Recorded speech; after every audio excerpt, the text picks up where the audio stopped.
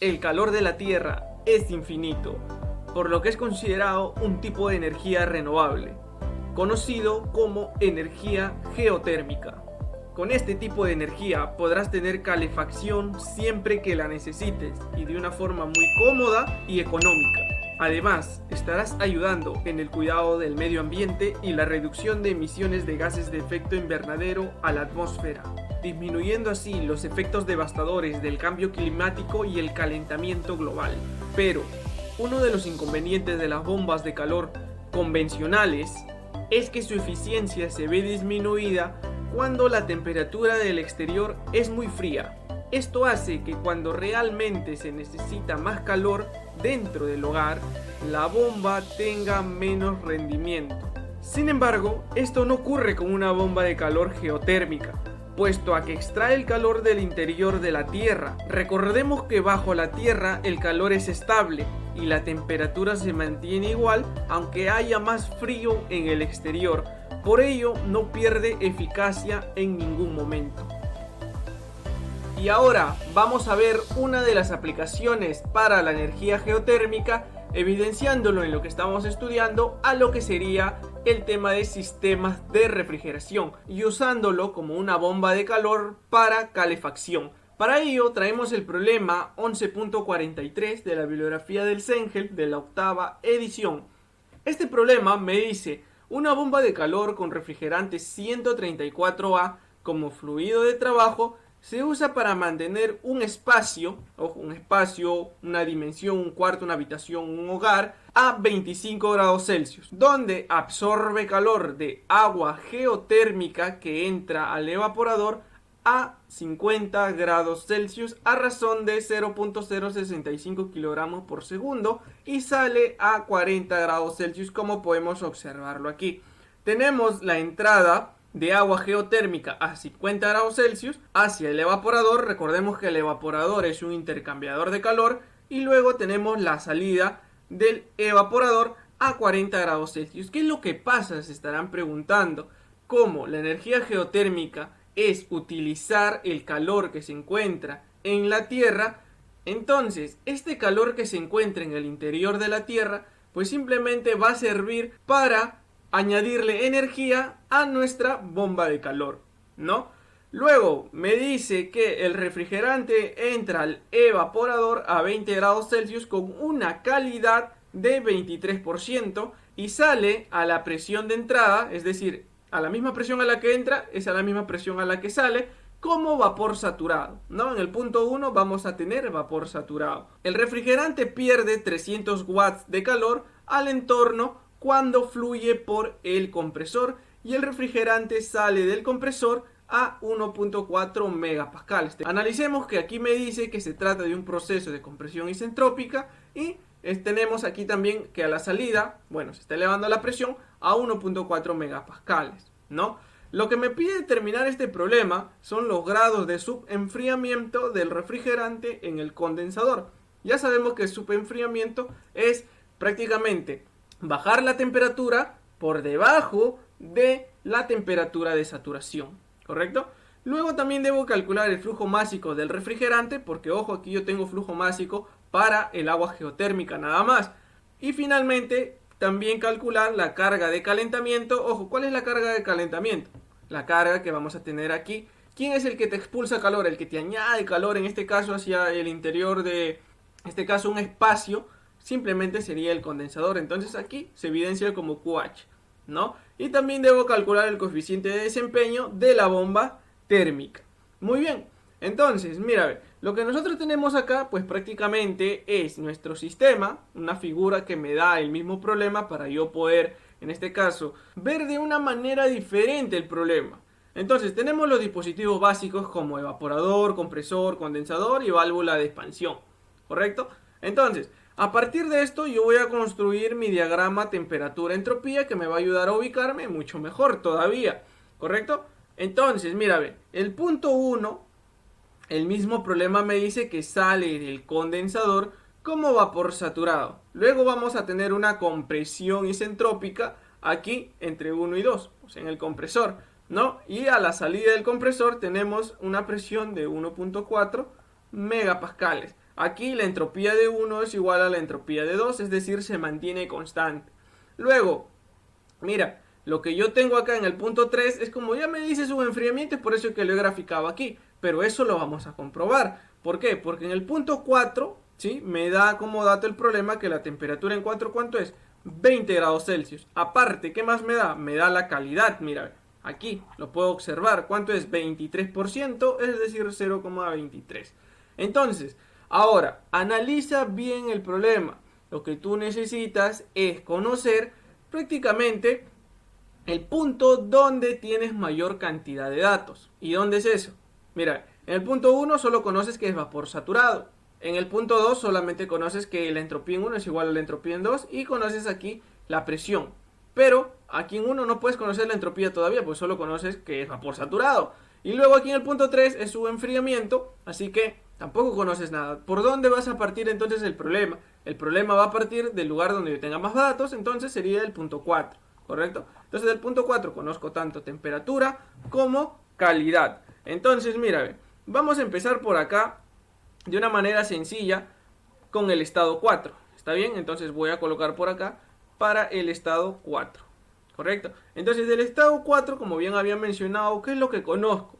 Conozco la temperatura en 4, que es 20 grados Celsius, y conozco la calidad en 4, que sería 23%, ¿no? 0,23, que me lo da acá. Entonces de estos dos valores, cuando yo ya tengo calidad, ojo aquí, cuando tengo calidad, ¿qué es lo que pasa? Esta zona, desde este punto hasta este punto, es una mezcla saturada, es decir, voy a tener tanto líquido como vapor a la misma temperatura y a la misma presión. Entonces, aquí, como me da la calidad, ¿cómo yo puedo calcular cuánto sería la entalpía en 4? Mira, la entalpía en 4 se va a calcular como la entalpía de líquido saturado más la calidad en 4 por la entalpía de evaporización o la entalpía Fg. Esta entalpía aquí simplemente es la diferencia entre la entalpía de vapor saturado menos la entalpía de líquido saturado.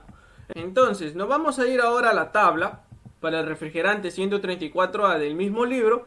¿A qué temperatura yo conozco que se encuentra prácticamente el estado 4? El problema me dice que se encuentra a 20 grados Celsius, es decir, aquí. Entonces, como yo tengo temperatura, ¿qué es lo que requiero llevar del estado 4 para conocer la entalpía en 4? Como bien había mencionado, necesito la entalpía de líquido saturado, que es esta columna de aquí, y la entalpía de vapor saturado, o la entalpía, en este caso, de vaporización, ¿no? HFG. Es lo que más me interesa aquí conocer. Entonces, mira, esta es la columna de la entalpía de líquido saturado, y esta de aquí vendría a ser la de evaporización, ¿no? La entalpía. Entonces, 182.33 y 79.32. Correcto. Entonces, vamos a volver al problema. Y voy a anotar por aquí lo que vendría a ser en este caso los datos. Correcto, ya conozco esto. Entonces ahora lo único que requiero pues simplemente es reemplazar. Entonces la entalpía en 4, ¿cuánto me queda? Mira, entalpía de líquido saturado 79,32 más la calidad 4, que es el 23% o 0,23 por 182,33, ¿no? Entonces digo aquí, mira cuánto me va a quedar la entalpía en 4. Lo único que me queda aquí es simplemente resolver y me debe dar un valor de 121,26 en unidad de kilojoule por kilogramo. Mira, ya tengo por acá lo que sería la entalpía en 4. Mira, ya lo tengo. Ahora de aquí me voy a ir rápidamente hasta el estado 3. ¿Correcto? Voy a ir en este orden. ¿Por qué? Porque yo conozco, aquí veamos, mira, ¿cómo es la entalpía en 3 y en 4? Recuerda que aquí ¿quién actúa? La válvula de expansión o válvula de estrangulamiento. ¿Y qué es lo que pasa aquí? La entalpía en 3 es igual a la entalpía en 4, pero a mí me gusta poner que se aproxime. ¿Ya? Es un proceso isentálpico. Entonces esas entalpías son similares o en este caso son iguales. ¿Ya? Entonces, ¿qué parámetros yo conozco? Pues simplemente mira, ¿conozco la presión en 3? ¿La conozco? Obviamente que sí, porque mira, esta isobara ¿de cuánto es? 1.4 megapascales, es todo esto, ¿no? Toda esta línea. Entonces el punto 3 también está a la misma presión, 1,4 megapascales. Luego la entalpía en 3, como bien había dicho, se aproxima a la entalpía en 4, la cual sería, ¿cuánto? La que he calculado, si o no, mira, 121,26 kilojoule kilogramo. ¿Correcto? ¿Qué vas a hacer ahora? ¿Conoces cuánto es la entalpía? Obviamente que sí la conoces. ¿Conoces cuánto es en este caso la presión? Sí la conoces. Pero ahora, ¿en qué estado nos encontramos aquí? Es la gran pregunta. Aquí en el estado 3 yo me encuentro en la zona lo veo en el gráfico, es líquido comprimido, ¿correcto? Pero vamos a aproximar lo que sea líquido saturado, ¿ya? Con estas determinadas, en este caso parámetros, vamos a regresar a la tabla nuevamente, pero ahora nos vamos a la tabla de presiones, ¿correcto? Entonces yo tengo la tabla de presiones, mira por acá, bueno, era la siguiente hoja. Acá está la tabla de presiones. Yo necesito para 1.4 megapascales, pero aquí la presión me lo da en kilopascales, es decir, yo tendría que ir a la que me dice que es de 1400 kilopascales. Entonces de aquí, mira, ve, ¿qué es lo que va a pasar? Si yo veo por aquí, mira, para la entalpía, mira, líquido saturado, para 1400 kilopascales yo tendría 127.25. Pero el problema que me dice, que cuánto debe ser, 121.26, ¿puedo decir que es el mismo? Ojo que no. ¿Por qué? Porque mira, como yo había mencionado en problemas anteriores, la entalpía, ¿por qué en este caso propiedad varía más? ¿Por temperatura o por presión?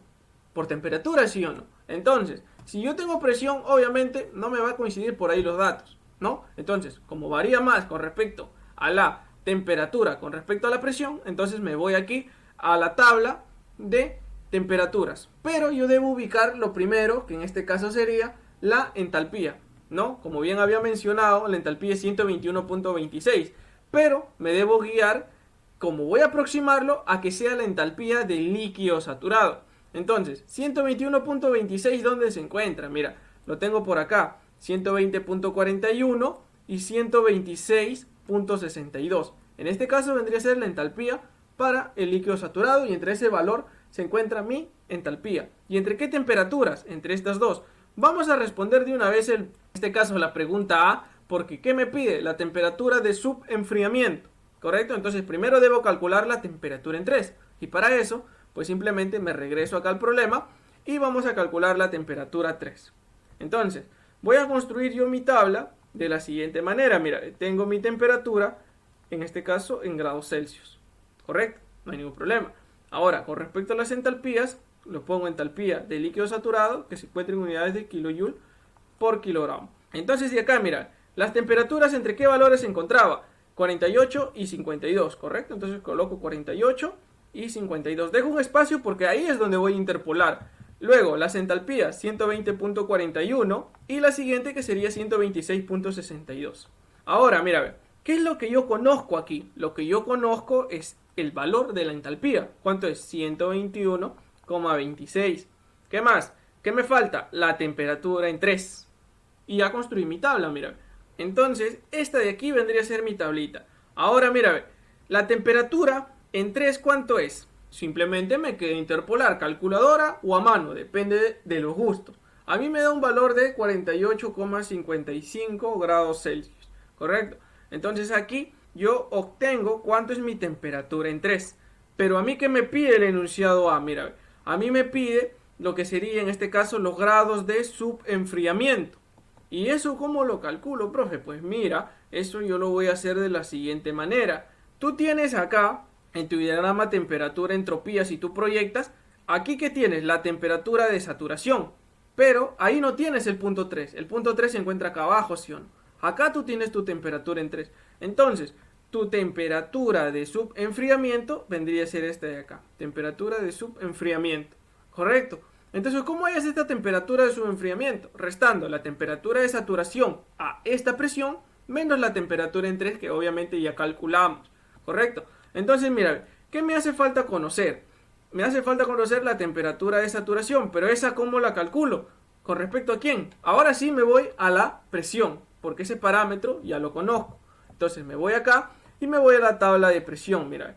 Nos vamos para 1400 kilopascales que se encuentra acá. ¿Cuánto es la temperatura de saturación? La temperatura de saturación es 52.40. Entonces acá no hay ningún problema, regreso aquí y coloco que es 52,4 grados Celsius, ¿no? 52,40. Entonces tengo mi temperatura de saturación y en este caso mi temperatura 3. Por lo tanto, tu delta de T de subenfriamiento, ¿cómo te queda? La diferencia de estas dos, temperatura de saturación menos la temperatura 3.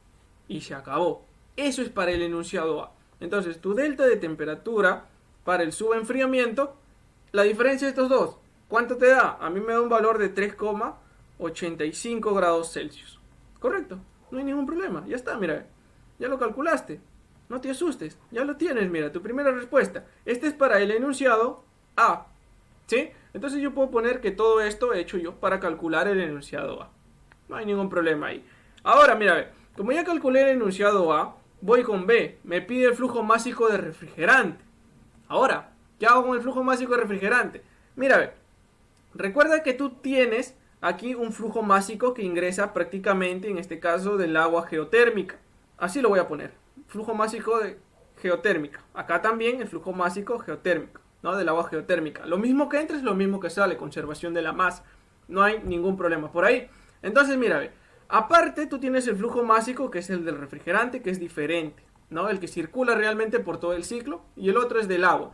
Uno es refrigerante 134A y aquí en el evaporador es, en este caso, agua geotérmica. Diferentes son los dos.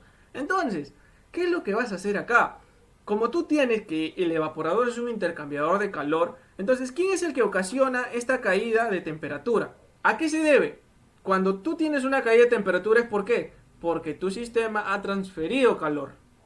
¿Ya? Entonces, como ha transferido calor, hay alguien que debe recepcionar ese calor. ¿Y quién es? En este sistema, en el evaporador. Obviamente tiene que ser el refrigerante. Entonces, el calor que prácticamente pierde el agua geotérmica es ganada por el refrigerante. Es decir, que el calor que pierde es igual al calor que se gana. No hay ningún problema por ahí. Entonces, vamos a calcular por acá, para B, este calor que se está perdiendo. ¿Y quién lo pierde? Vamos a poner por acá para el agua geotérmica. Correcto. Entonces, para el agua geotérmica, ¿qué es lo que yo conozco? Conozco que a la entrada se encuentra a 50 grados Celsius y a la salida se encuentra a 40 grados Celsius. Además que el flujo másico del agua geotérmica, pues simplemente ¿cuánto es? 0,065 kilogramos por segundo. Correcto. Entonces, ¿cómo yo calculo el calor que va a ganar prácticamente aquí el evaporador? ¿Cómo lo voy a calcular eso? Eso lo calculo de la siguiente manera, mira. La tasa de transferencia de calor que pierde en este caso el agua geotérmica, pues simplemente sería flujo másico del agua geotérmica por la diferencia de entalpías, es decir, la entalpía del agua que le voy a poner water a 50 grados Celsius menos la entalpía del agua a 40 grados Celsius, ¿no? Son diferentes. Entonces, ahora como estoy trabajando con agua, yo me voy a la tabla, pero ya no a la del refrigerante, ¿no? Porque estoy trabajando con agua. Entonces, mira, retrocedo y acá estamos. Para comprimida no me voy, porque prácticamente no me ayuda. Entonces me voy a lo que vendría a ser para agua saturada. ¿Correcto? Entonces este es agua saturada, bueno, esta es presión y lo que yo quiero es temperatura. ¿Correcto? Entonces aquí en temperatura yo lo tengo, en este caso a 50 y 40. Mira, acá está 50 y acá está 40. ¿Ya? Entonces ahí tengo las dos. ¿Sí? Entonces mira, lo que yo requiero de acá, ¿qué cosa es? Vamos a aproximar a que sea lo mismo la entalpía del líquido saturado, porque por temperatura, como vimos, es lo más aproximado posible. Entonces tengo acá a 50 grados Celsius 209.34 y a 40 grados Celsius 167.53. Entonces regresamos al problema y simplemente vamos a colocar por acá este calor que pierde el agua geotérmica. El flujo, ¿cuánto es? 0,065 en kilogramos por segundo. Multiplicado, ¿cuánto es la entalpía a 50 grados Celsius? Lo tengo por acá, mira, 50, 209.34, correcto. 109,34 menos el otro que es 167.53. ¿En qué unidades? En kilojoule por kilogramo. Date cuenta, kilogramo se va, me queda en kilojoule por segundo. Kilojoule por segundo, ¿qué es? Potencia, ¿correcto? Entonces aquí, esta tasa de transferencia de calor para el agua geotérmica que le da en este caso el refrigerante, pues me queda operar esto, el cual me debe dar un valor de 2,72 kilowatts, ¿no? Kilojoule por segundo está en este caso en unidad de kilowatts, ¿correcto? Ya lo tengo por acá, mira, ya está, fácil, ¿sí? Ahora, vamos con lo siguiente. Ya tengo el agua geotérmica, entonces, ¿ahora qué más hago? Lo siguiente es irte a calcular los dos estados que te faltan. ¿Por qué? Esos estados, ¿para dónde son? Son, en este caso, a ver, me había confundido. Mira, esos estados son aquí, el 1 y el 2, que son los últimos, ¿sí? En este caso, me falta el estado 1 y el 2, pero el que me interesa por el momento es el 1, y el 2 lo podemos calcular al final si deseamos, ¿correcto? Porque eso me va a ayudar en este caso para la potencia de compresión y también para el COP, ¿correcto? Entonces vamos para ahora el estado 1. Entonces en el estado 1, ¿qué es lo que yo conozco? A ver, veamos por acá. Mira, en el estado 1 conozco que es vapor saturado, pero ¿a qué presión? Esa no la conozco, ¿sí o no? Entonces, ¿qué es lo que hago ahora? Mira, como yo conozco aquí en 4, puedo conocer cuánto es la presión de saturación. Aquí en 4, ¿sí o no? Entonces, aquí en el 4 no conozco nada más, por lo tanto, voy a colocar un dato más por acá. La presión de saturación en 4, ¿cuánto es? Mira, a 20 grados Celsius, vamos a irnos a la tabla. Bueno, ahora estamos en el agua donde la habíamos dejado. Nos vamos nuevamente al refrigerante y nos vamos aquí a lo que requerimos. A 20 grados Celsius, ¿cuánto es la presión de saturación? 572.07 kilopascales. Entonces, como a esa temperatura y presión coexisten, en este caso la mezcla, esa va a ser la misma, la cual voy a tener yo en mi línea isóbara. Mira, ahí está la presión de saturación, 572.07, ¿correcto? Entonces esa presión de saturación, 572,07 kilopascales. Ya está. Entonces, de la misma manera, en el estado 1, la presión en 1, mira, date cuenta que es la misma, 562,07 kilopascales, ¿no? Es la misma aquí. Entonces, mira, de acá la presión en 1, 572,07 kilopascales. Correcto, ya está. En 1, ¿qué más conozco? Que se trata de vapor saturado. Esto es importante. Ya, entonces como es vapor saturado, a esta presión yo necesito ahora ir y calcular cuánto sería mi entalpía en 1. ¿Correcto? Entonces, mira, me voy ahora nuevamente a la tabla de presión. Esta es la tabla de temperatura. Vamos aquí a la tabla de presión, que debería ser para 572,07. ¿Dónde se encuentra eso? 572,07 se encuentra entre 550 y 600 kilopascales respectivamente.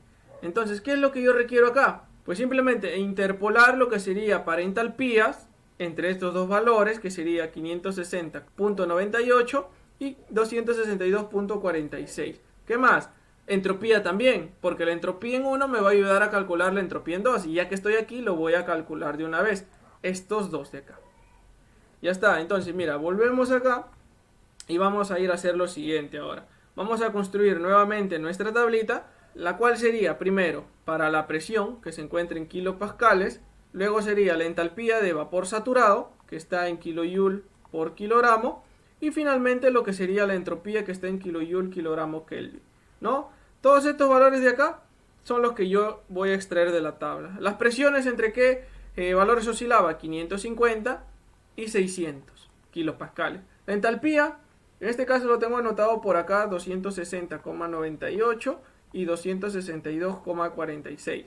Luego, para la entropía, 0,92302 y 0,92196. Ya está. Entonces, de aquí lo único que yo conozco, ¿qué cosa es? La presión, ¿sí? 572,07, y me hace falta conocer la entalpía en 1 y lo que sería la entropía en 1.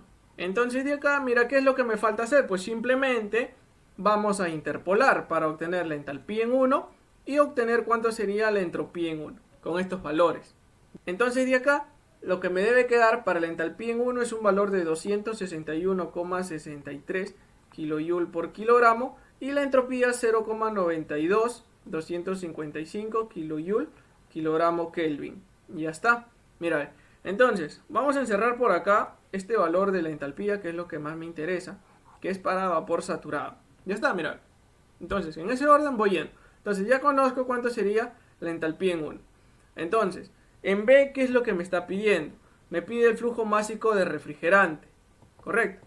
Entonces, como me pide el flujo másico de refrigerante, yo voy a hacer lo siguiente, mira, ve. La tasa de transferencia de calor en el evaporador tiene que ser igual a la tasa de transferencia de calor del agua geotérmica, que ingresa y que sale, ¿ya? Entonces, ¿cuánto sería la tasa de transferencia en el evaporador? ¿Cuánto he calculado esto? 2,72 kilowatts. Correcto, ya está. Ahora, mira, como conozco este dato, este datito de acá, ¿cómo relaciono yo la tasa de transferencia del evaporador con el Q del evaporador? Mira, el flujo másico, ¿cómo se define? Como la tasa de transferencia, sea en el dispositivo de condensador, compresor o evaporador, en este caso como es del evaporador, entre el calor del evaporador, ¿no?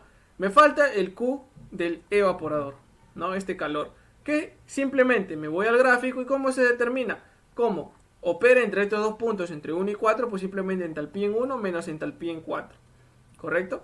Ahí está. Entonces, este Q del evaporador, ¿cuánto tiene que darme? La entalpía en 1, ¿cuánto es? Lo he calculado, si no me equivoco, está por acá. 261.63 menos la entalpía en 4. ¿Cuánto es la entalpía en 4? Acá también está, 121.26. Por lo tanto, aquí tiene que darme un valor de 140,37 kilojoule por kilogramo. Tenemos por acá mis dos valores, mira. Los dos que voy a reemplazar acá para obtener para el enunciado B lo que me está pidiendo. ¿Está bien? Entonces me queda, mira, Q del evaporador, ¿cuánto es? 2,72 kilowatts, que es lo mismo a decir kilojoule por segundo, entre 140,37 kilojoule por kilogramo. Mira, kilojoule se va, kilogramo pasa para arriba, me queda kilogramo por segundo. Por lo tanto, el flujo másico de refrigerante, ojo con el de refrigerante ya, ¿cuánto tiene que quedarme? Me debe dar un valor de 0,019 con 38 kilogramos por segundo, ¿correcto? Entonces ya lo tenemos, mira, no hay ningún otro valor, simplemente este. Vamos a resaltarlo porque es nuestra respuesta para el enunciado B. Ya está. Entonces, como ya calculé yo lo que sería el flujo másico del refrigerante, ahora vamos por la carga de calentamiento. ¿Y quién me da la carga de calentamiento? Como bien había mencionado, es el condensador, ¿correcto? Entonces yo necesito terminar con esto por acá. Vamos con C. Entonces, aquí vamos a ir con lo último que me falta. Tenemos una deuda pendiente, ¿con quién? Con el estado 2, ¿correcto? Entonces con el estado 2, ¿qué es lo que le debemos? ¿O qué es lo que conocemos del estado 2? Mira, yo conozco la presión y ojo, ahora ya conozco la entropía, ¿sí o no? Porque la entropía en 1 ya le he calculado. La presión en 2, ¿cuánto es? 1,4 megapascales. La entropía en 2 es igual a la entropía en 1. Y la entropía en 1 le he calculado por acá. Aquí está la entropía en 1. 0,092255. ¿Correcto? 0,92255 kilojoule por kilogramo grado Kelvin. Correcto.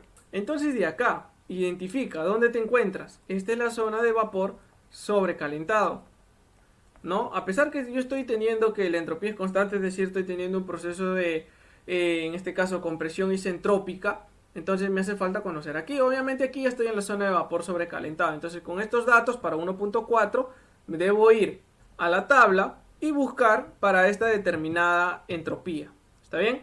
Entonces mira, ahora, esta es la tabla de saturación, me voy a vapor sobrecalentado, ¿correcto? Entonces para 1.4 megapascales, que debe estar en la siguiente hoja, todavía si no me equivoco, acá está 1.4, acá está la presión. Entonces, la entropía se encuentra entre estos dos valores, mira, 0,9107, que es la temperatura en este caso de saturación, que es 52.40, y para la temperatura de 50 grados Celsius 0,93,89. Y obviamente necesito llevar para poder interpolar con quién. ¿Qué es lo que me interesa conocer en el estado 2? Las entalpías, ¿sí? A estas dos determinadas entropías, ¿correcto? Entonces regresamos por acá y vamos a construir nuestra tabla. Mira, ¿qué es lo que yo conozco? Entropía, ¿sí o no? Kilojoule, kilogramo Kelvin. ¿Y qué es lo que quiero calcular? La entalpía, que está en kilojoule por kilogramo. Entonces, las entropías, ¿entre qué valores se encontraba? Veamos por acá. 0,9107, ¿correcto? 0,9107. ¿Qué entalpía le corresponde? Le corresponde 276.17, ¿correcto? 276,17. Ahora, para 0,9389, coloco por acá, 9389, ¿qué entalpía le corresponde? 285.47, ¿correcto? 185,47. Entonces de aquí, mira, ¿qué es lo que me hace falta? ¿La entalpía la conozco? No, entonces necesito calcular la entalpía en 2. Luego, la entropía, sí, 0,92255. Entonces con esto, nuevamente, yo ya tengo mi última tablita que es para el estado 1 y necesito en este caso calcular e interpolar para obtener mi entalpía en 2. Interpolando nada más. Me debe dar un valor de 280,1 kilojoule por kilogramo. Y esta es mi última entalpía que yo requiero. ¿Está bien? Entonces, ahora, ¿Qué es lo que me pide el problema? Como bien había mencionado, me pide la carga de calentamiento, pero aquí ¿quién calienta? El condensador, porque es el que se va a encontrar al interior, en este caso, de la casa, del hogar, de la habitación, de la oficina, que se está en este caso utilizando con la tecnología geotérmica. Entonces, para yo obtener esa carga de calentamiento, en este caso sería el Q del condensador. Esto va a ser igual. Flujo másico por diferencia de entalpía se encuentra entre la entalpía en 2 menos la entalpía en 3. Entre esos dos puntos se encuentra, mira. ¿Dónde aplica el condensador? Aquí, entre 2 y 3.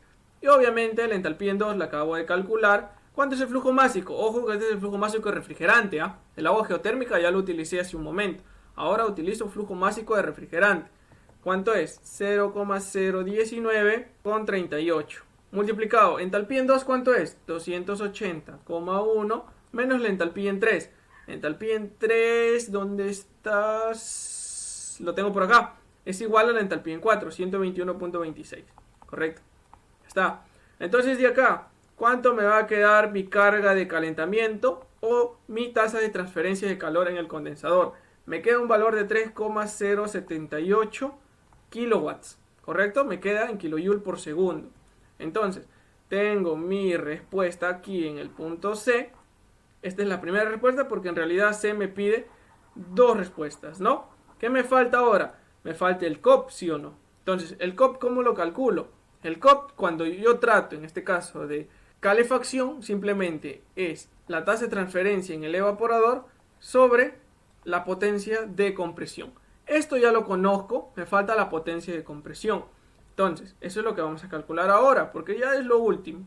¿Ya? Entonces, la potencia de compresión aquí está dado flujo másico del refrigerante por el trabajo del compresor. Esto me va a quedar flujo másico del refrigerante. El trabajo del compresor opera entre los puntos 2 y 1, entonces diferencia de entalpías en 2 y 1. Entonces, la potencia de compresión me queda flujo másico de refrigerante 0,019,38 por entalpía en 2, acá lo tengo, 280,1 menos entalpía en 1. Entalpía en 1 lo he calculado por acá, si no me equivoco. Acá está, 261,63.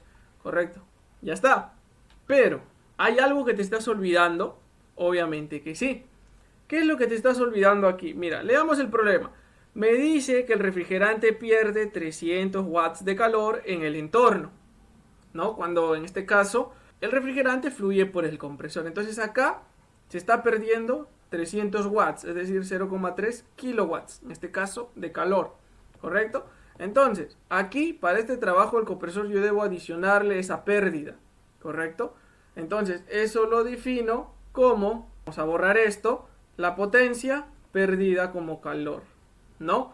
Entonces, de aquí esto de acá, obviamente, si ya lo conozco, diferencia de entalpías, ¿no? Que sería esto. Y acá tengo que adicionarle la potencia perdida, que es 0,3 kilowatts, ¿no? Entonces de aquí ya todo correcto. Entonces, la potencia de compresión, ¿cuánto me tiene que dar? Me da un valor de 0,65,8 kilowatts, correcto. Entonces tengo por acá mi potencia de compresión. Y aparte que la pérdida me lo está dando en kilowatts. Este 0,3 está en kilowatts. Esto me dice el problema, ¿no? Entonces, como está en kilowatts, obviamente todo tengo que sacarlo en kilowatts. Es por eso que estoy utilizando esto, ¿ya?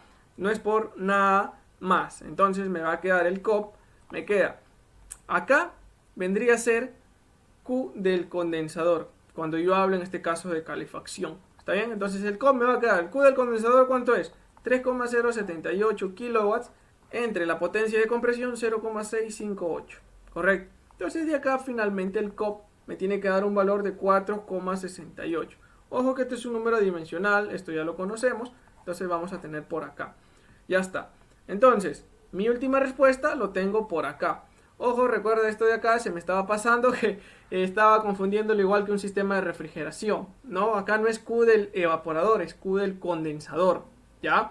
Entonces, de esta manera ha sido un problema interesante, una de las aplicaciones de la energía geotérmica, muy interesante, ¿no? Y ahora podemos ver cómo es que prácticamente se relaciona, ¿no? En este entorno, una aplicación directo con un problema, es algo interesante también para mí que me ha tocado desarrollarlo. Entonces hasta aquí llegamos con la solución del problema 11,43.